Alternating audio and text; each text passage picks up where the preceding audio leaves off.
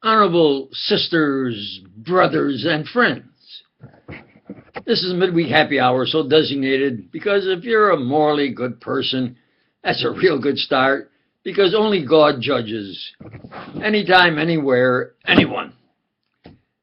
Now, I scribble essentially what I want to present, and now let's see if I can. I should have my science.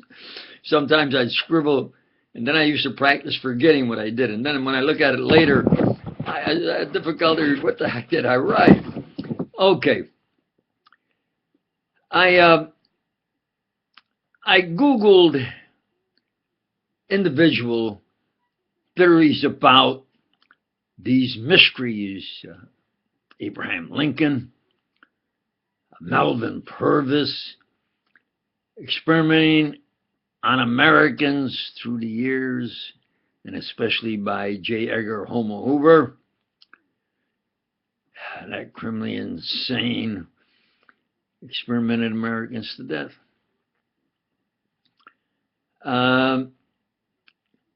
George H.W. Bush, well, a lot came up on George H.W. Bush. FDR in Pearl Harbor, the Gulf of Tonkin, intelligence reports, especially with the British working with the U.S. intelligence in order for them to invade Iraq. Reverend Martin Luther King and the obvious president to be RFK, of course, the JFK mystery. And then he became a moderate, Governor George Wallace. That incident, George Wallace being knocked out of the race because he said he would replace Hoover, etc. Of the hundreds, I mean hundreds that came up, I sort of scanned over 3 of them. And the titles are The Immaculate Deception. That's about the Bushes. Who Killed John John? That is really revealing. The Colonel Carone Deposition. This is really an expose. Now, I didn't write any of these. In fact, I didn't even, any of this is by me, anything there included by me. So, fast forwarding, the King George, Queen Hoover, not democracy, hypocrisy. This is what they really are and what has the U.S. degenerated down into. I mean, some of these exposés, like I said, I didn't write them or even include anything there by me, but some of them are powerfully exposés in the bluntest language. This preacher tries to use language that I'm forced to use because of the situation and what's going on. And what's going on is they're constant. They must be spending at least $1 million a year in people, these prostituted homo Hoover gyrationists that run around saying, look what an expert I am, and it has no connection with me at all. It's uproarious. They do something and say, we are doing this, and this means whatever they want it to mean, and this is what we say it is, and what we raise, and what we say is the result. And that's what they put. they are doing this within themselves. It is an intellectual masturbation of homo-hooveristic crapola. I mean, that's what the heck it is. It has nothing to do with me. But yeah, I'll tell you, it's disgustingly boring intellectually, but it's uproarious of their intellectual masturbation of who and what they're doing and what it means and what they write it to be, and therefore that's what it is. Well, I have to say this. Looking back over history, I would have had this country at peace with people understanding each other, mutually okay.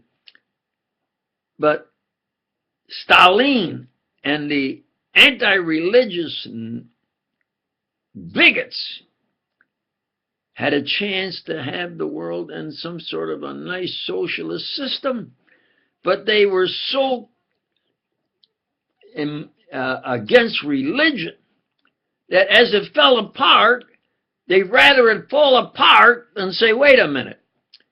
They do that in Canada. You can be a province and maybe even speak a different language, but they would speak essentially the same language.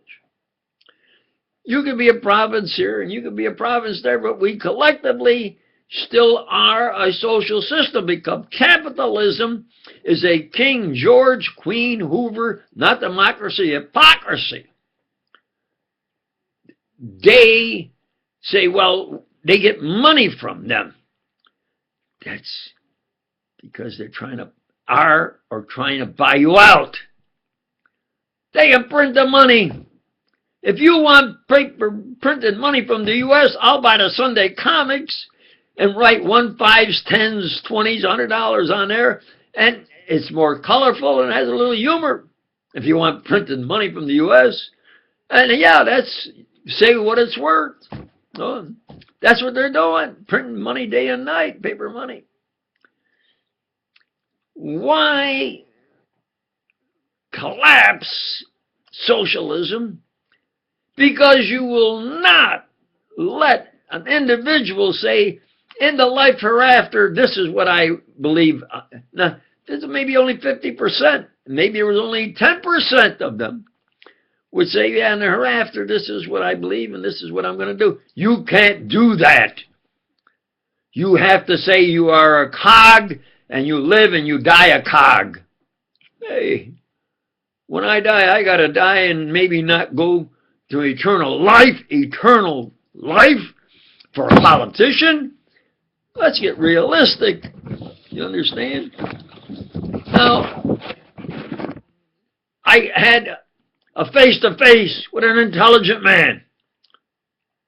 And he says, I'll pay you. I said, I don't want any money. What? I'm doing this. The people have to rule themselves. From the people come the ruler, a strong man that will not lose to the King George, Queen Hoover hypocrisy.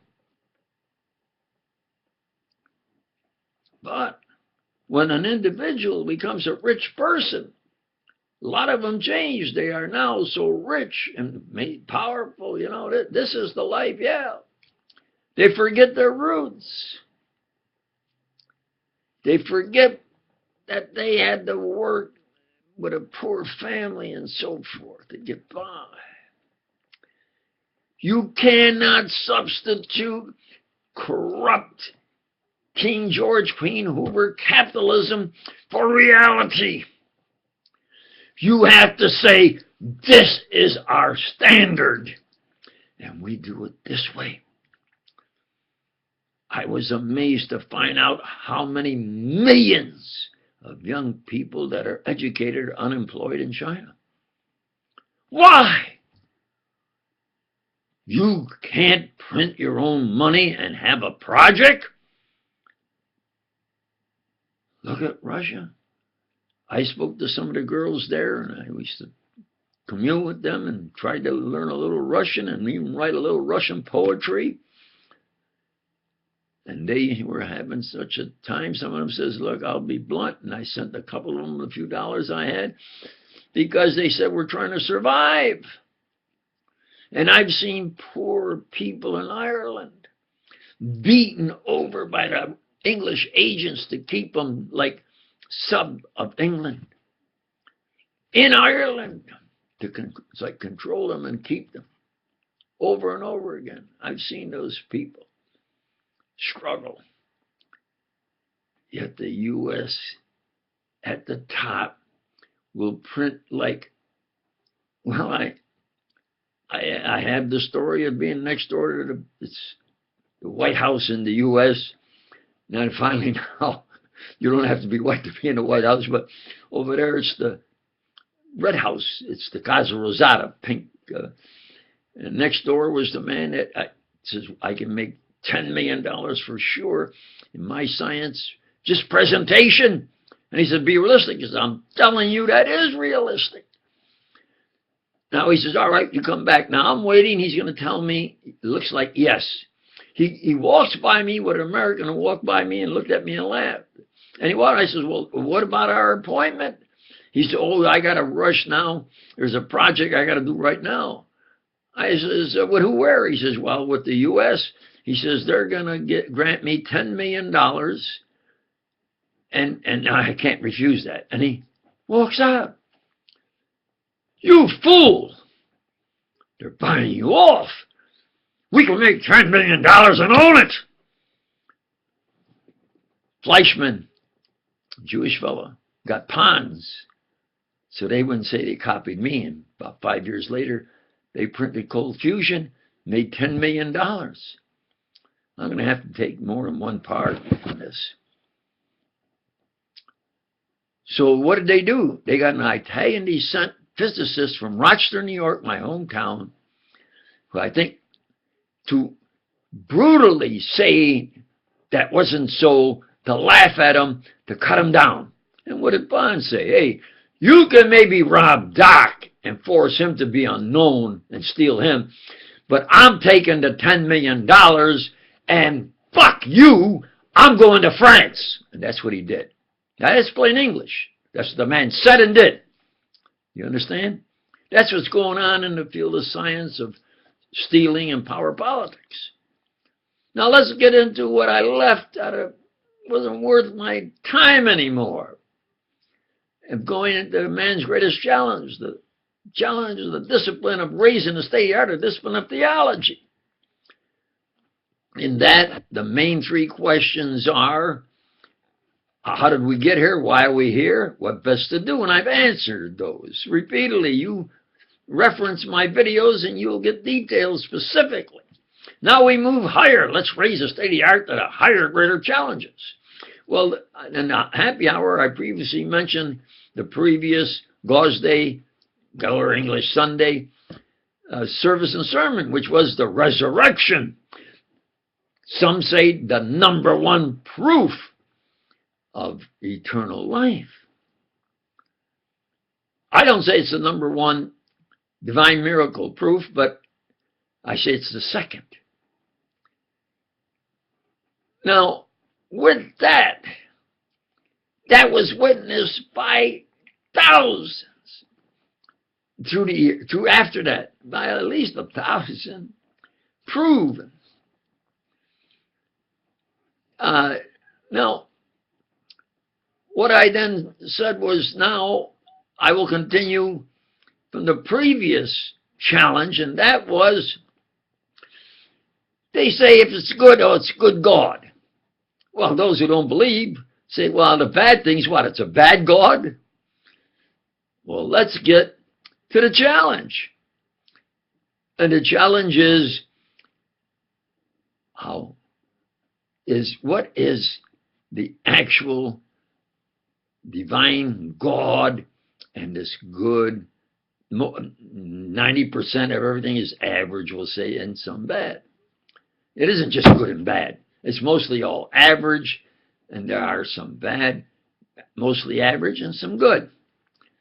Now, this is going to have to be part one, and then I'll continue with that challenge of raising state-of-the-art discipline of theology in part two. Thank you.